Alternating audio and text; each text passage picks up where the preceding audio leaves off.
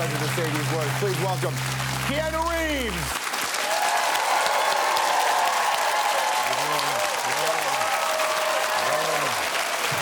Young man. How are you?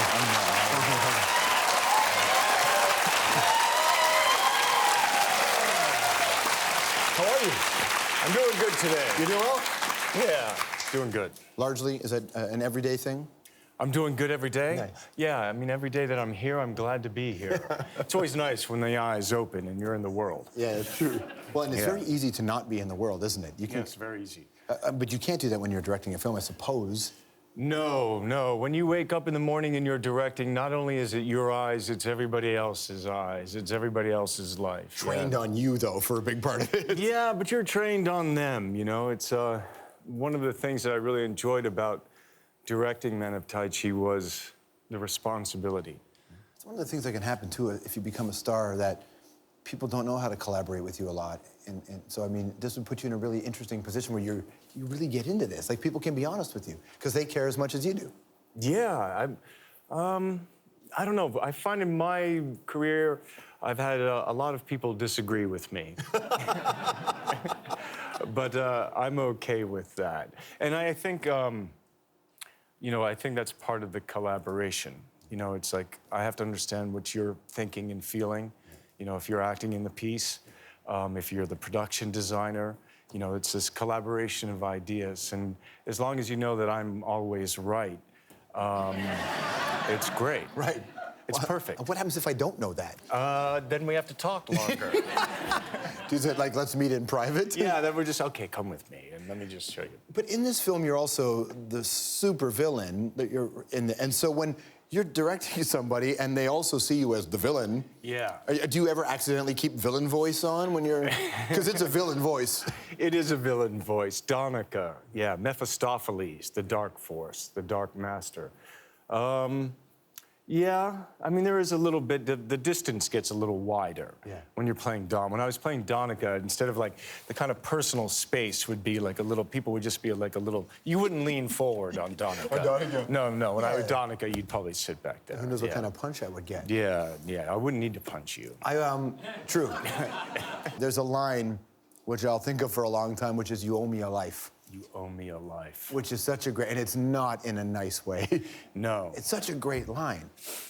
Yeah, it's very bold, that line, to say that you owe me a life. And there's something about villains that they want so much, they want to take so much, that even your own life or whatever demand that they have, they expect. And when you thwart that, you get, you know, the violence. Well, there's a theme here that, even not as a fighter, but people can relate to, because I think society has constructed us in a way to be like this. But the better he got as a fighter, the worse he got as a person. Yeah.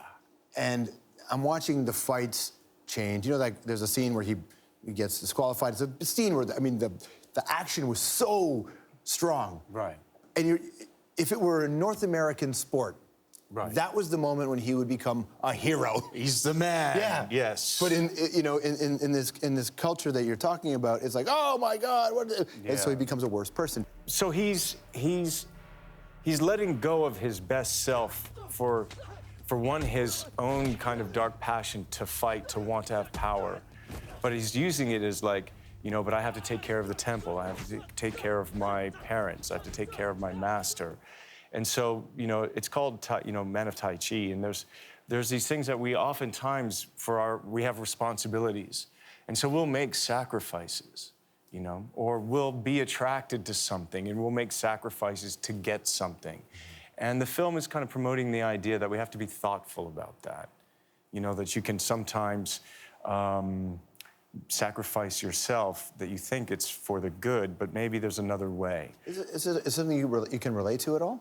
Does it sound personal? It is. It often is. It often is, yes, of course. And, you know, I collaborated on the story with the writer and with Chen, and it is personal. I mean, it is a part of my worldview in terms of storytelling. I know guys who've made films there, and maybe you didn't have this experience, but they making a film in China, you had to deal with the government. There was censorship, and there was all these other issues. Did you have to go through that process? Yeah, absolutely, absolutely. They don't have a ratings system in mainland China, so the idea is that films have to be able to be seen by all ages. So, you know, there's no PG-13 or R or anything like that. And then there's content. Obviously, you know, the censorship has content issues. For my story, listen to me, like a director. My story, it's not my story, it's our story. I had to take down some of the violence. So I had one sequence where the lead punched someone in the head 11 times. So we made it 5. And that's enough. And that was okay. It got the story across. People, we're so weird, aren't we, people? You can hit them 5. Yeah. 11 is gratuitous. That's gratuitous, too much. And then another one was 32, and that went to 17. And then the one that was interesting, because, you know, people say, well, what are the challenges, you know, with say, the language? Yeah. To me, that was an opportunity. It's always about communication. And as long as that was okay. And so in terms of SARFT and the review of the picture, they didn't want to have, in the film I had there's underground fighting. So they didn't want underground fighting in mainland China, in the capital of China. Yeah. So in Beijing, there's no underground fighting. And there's no corrupt police officers. So, which is true in Canada as well. Right. And so we had to go to Hong Kong. Yeah. Because it's okay in Hong Kong. Because the British had it. Yeah, because the British had it. Corrupt. And you know that in Canada as well. Right. But that opened up the story. You know, for me, I took that event. And so now the film takes place in Beijing and Hong Kong, and that opened up the world. I know you're a curious guy, but I never really knew it to the extent until I watched your documentary. You know, side by side, exploring the kinds of questions, the amount of talent you were with, not just directors, but cinematographers. Did you take some of that into the making of this film? Absolutely. Yeah, absolutely. It was, when I think about it, I think that I was entering, with Man of Tai Chi and directing, I was entering this forest, and having had the experience of working on side by side. Which is a doc that talks about digital versus analog and special effects and all of that. Yeah. I kind of knew more about the forest I was walking into. Here's a clip from that one, too. Here's, I think it's you and James Cameron. Oh, thanks. Presenting complete unreality and making them feel like it's real. When was it ever real? There was a kind of a wall there and nothing over there. There was 30 people standing around. There was a guy with a boom mic. There's another guy up on a ladder with his crack hanging out. There's fake rain. Your street night exterior New York was a day interior Burbank. What was ever real? I love that idea, right? Yeah. You have to accept that. Yeah. I think if you're going to make film, if you go in too literally, that's what I took from it. If you go in too literally, you're just going to limit yourself. Absolutely. Absolutely. And part of that, though, for me, in watching that back, is that I was speaking about the nostalgia of photochemical film as being something that could really capture. So I had a faith and a belief as an audience that if it was made on film, it was real. But when I think of something that's on digital, all of a sudden, immediately, I don't trust it as being real. Because I know that it can be manipulated instantly. Let's time travel for a second. Look at this one. This is a beautiful piece. No, I find out you're lying. You're just a punk crook. Maybe I should move out. I can't see any reason to stay here. Maybe you should. You just want me out of here so you can keep this dump. Go on, get out. See how you like it out there on your own. If I go, I'm gone for good. Good!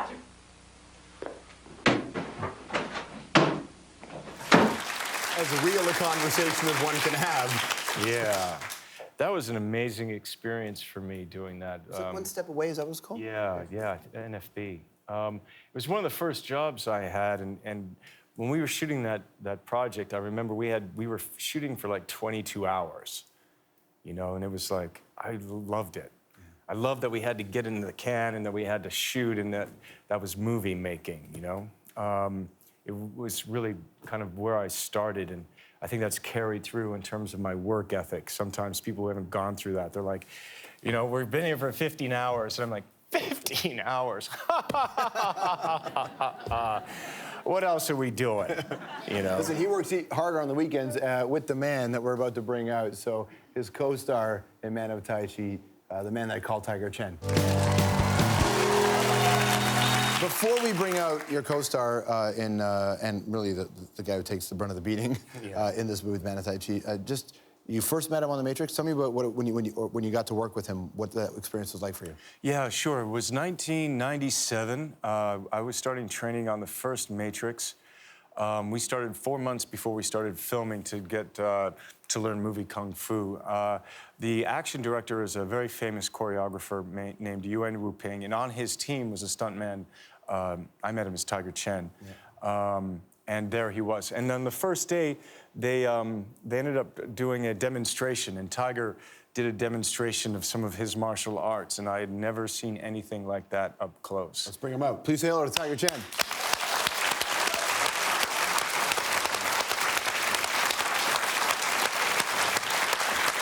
What a pleasure, man. Thank you so much. Thank you. Have a seat. What do you remember from that day when you guys first met? He cannot move.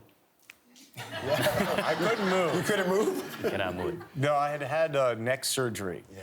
So I had a plate put in my neck. I have a fusion. So that must have been very interesting then. Like, you're gonna teach this guy movie kung fu. Like, you know, can you move it? He said, yes, like this.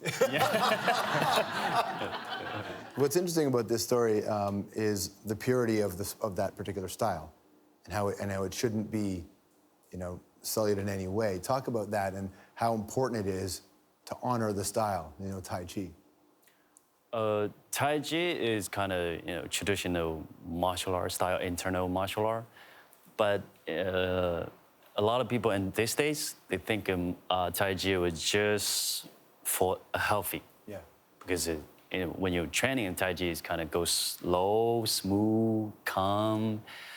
But they didn't see when the Tai Chi fight is the same with another martial art. They have a hard style too. So. In my neighborhood, if I'm up early enough, which is hopefully not too often, but I'll be up early and I'll see people in the park practicing. Yes. And it actually looks really beautiful and it looks poetic in a way. You don't want to just run down and fight them? No. They're 80, so I can't. Although, you know, next time that happens, I'm gonna say blame it on Keanu. Right. That's what I'm gonna do. Some hard style. That's right. Yeah. But yeah, the fight, you don't see that part of it too often, right?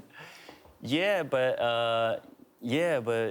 Tai Chi also have a hard style too. So, you know, there's part for fight and there is part for healthy. Mm-hmm. So, you know, it depends which way you want. You know, we were talking about this in the first part, that in the film, the better a fighter he becomes, the more he loses his humanity. Is it true in the style that the better you become in the hard style, that you maybe lose some of that other sense of you? I think so, yeah. Because, you know, harder you want is like you want to, you know, hit people. You want to go, you know, fight with people. But in our traditional way, Chinese martial art is that the biggest opponent is yourself. You don't want to go out, you want to go in. You're going to fight yourself, you fight your heart. That's the most important stuff for us. So if you try to fight someone else, that means you're not strong enough. So that's why you want to prove it. You are strong. You want to prove it you're better. But you're not. It must be an interesting position for you to be in, to help choreograph and design, but in this film, you get to do. It must be so much more fun to be the guy throwing the punches. Yes. Well, I mean, he had 14 scenes. I guess 11 of them were like fights. Yeah. And so it was really, I mean, you were the man. I mean, he got hit and hit and hit. And I was like, what about your double? And he'd be like, no double. And then I was just like, please. And I would always just go, you know, because he was getting hit and hit like 12 hours a day, 5 days, 7 days. And I'd always walk up and go like, Tiger, how are you? How are you doing? I'm really? okay. How are you doing? I'm okay. And then what do I do with that? Yeah, what do you do with that? I'm like, he's okay. He says he's okay. He says he's okay. Did you ever pull him? Whack, bang. You know, I did it once, and then the guy, like, his double separated his shoulder. You have to carry that now with you. I do. What a pleasure. Thank you so much, man. Keanu Reeves, like we're saying, what an honor, sir. Thank you so much. The man of Tai Chi, Tiger, Keanu.